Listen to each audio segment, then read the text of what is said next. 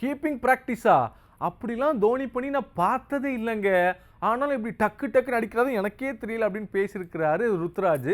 இன்னொரு பக்கம் நாங்க கிட்டத்தட்ட ஒரு 15லேருந்து 20 ரன் கம்மியாக அடிச்சிட்டோம்னு தோணுது அப்படின்னு பேசியிருக்கிறாரு தோத்த கேப்டன் ஸ்கை. இப்படி இவங்களாம் என்ன பேசியிருக்கிறாங்க அப்படிங்கிறத தான் இந்த வீடியோவில் பார்க்க போகிறோம். ஒரு வழியாக எல் கிளாசிக்கோ முடிஞ்சு போச்சு. அதில் சென்னை ஜெயித்துட்டாங்க.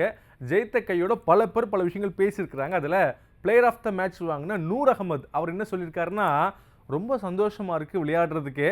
குறிப்பாக வேர்ல்டில் எந்த லீக்கில் விளையாண்டாலும் ஐபிஎல்ல விளையாடுறப்போ ஒரு நல்லா சூப்பரான என்விரான்மெண்ட்டாக இருக்குது. குறிப்பாக சென்னையில் விளையாடுறப்ப அது தனி சுகமாக இருக்குது அப்படிங்கிற மாதிரி சொல்லியிருக்கிறாரு.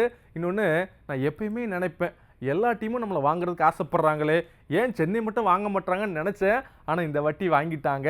இந்த மேட்சை பொறுத்த வரைக்கும் எனக்கு பல விக்கெட்டுகள் விழுந்தா கூட சூர்யாவுடைய விக்கெட்டு தான் எனக்கு ரொம்ப பிடிச்சிருந்துச்சி. ஏன்னா அந்த விக்கெட்டுக்கு பின்னாடி இருந்தவர் யார்?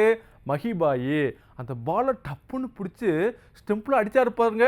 அது பயங்கர எலக்ட்ரிக்காக இருந்துச்சு. தரமான விக்கெட் கீப்பர் மஹி அப்படின்னு சொல்லி பாராட்டியிருக்கிறாரு நூர் அகமது. அடுத்தபடியாக சென்னைக்கு மேட்சை வின் பண்ணி கொடுத்தா ரச்சின் என்ன சொல்லியிருக்காருன்னு பார்த்தீங்கன்னா, மும்பை இந்த மேட்சை உண்மையாகவே எங்களுக்கு கொஞ்சம் கஷ்டமாக மாற்றிட்டாங்க.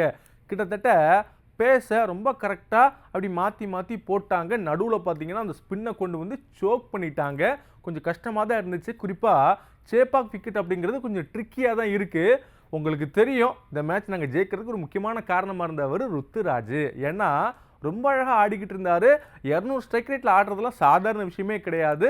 ஸோ அதனால தான் அவர் கிரேட் பேட்டர் அப்படின்னு சொல்கிறோம் அப்படின்னு சொல்லிட்டு இருந்தார். அந்த நேரத்தில் தான் ஆங்கர் கேட்குறாரு, சாம்பியன்ஸ் டிராஃபி எப்போ அடிபிடிச்சு எப்படி இருக்குன்னு கேட்குறப்ப, இப்போ ரொம்ப சந்தோஷமாக இருக்கேன், ஜாலியாக இருக்கேன், எந்த பிரச்சனையும் கிடையாது, மீண்டும் அந்த மாதிரி அடி வாங்கிடக்கூடாது அப்படிங்கிறதுல ரொம்ப பக்குவமாக இருக்கிறேன்னு சொன்னார்.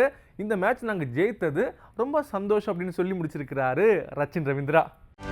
செய்திகளை உடனுக்குடனும் துல்லியமாகவும் தெரிந்து கொள்ள சப்ஸ்கிரைப் பண்ணுங்க.